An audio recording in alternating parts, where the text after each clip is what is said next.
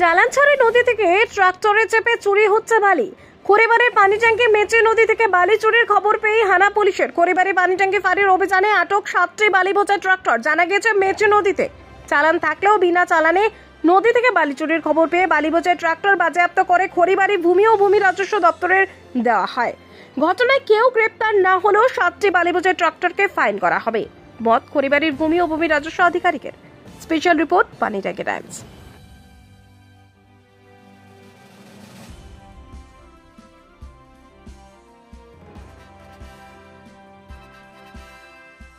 হ্যাঁ, ওইখানে পুলিশরা রেড করেছে আজকে। আমাদের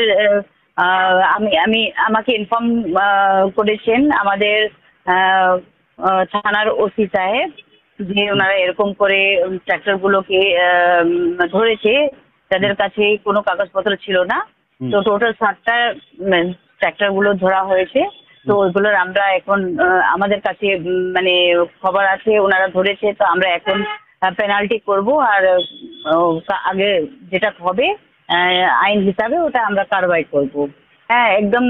আমরা আমাদের কাছে অনেক এরকম প্ল্যানিং আছে কি আমরা কিরকম করে সিক্রেট যদি কোনোভাবে কেউ যদি আমাদেরকে সিক্রেটলি ইনফর্ম করে বা ফোনের মাধ্যমে হোক বা অন্য কিছু মাধ্যমে হোক আমাদেরকে যদি ইনফর্ম করে আমরা সঙ্গে সঙ্গে চলেও যাচ্ছি। প্লাস আমাদের অভিযান চলছে, এটা ওপেন অভিযানও চলছে, প্লাস গোপনীয় অভিযান দুইটাই চলছে।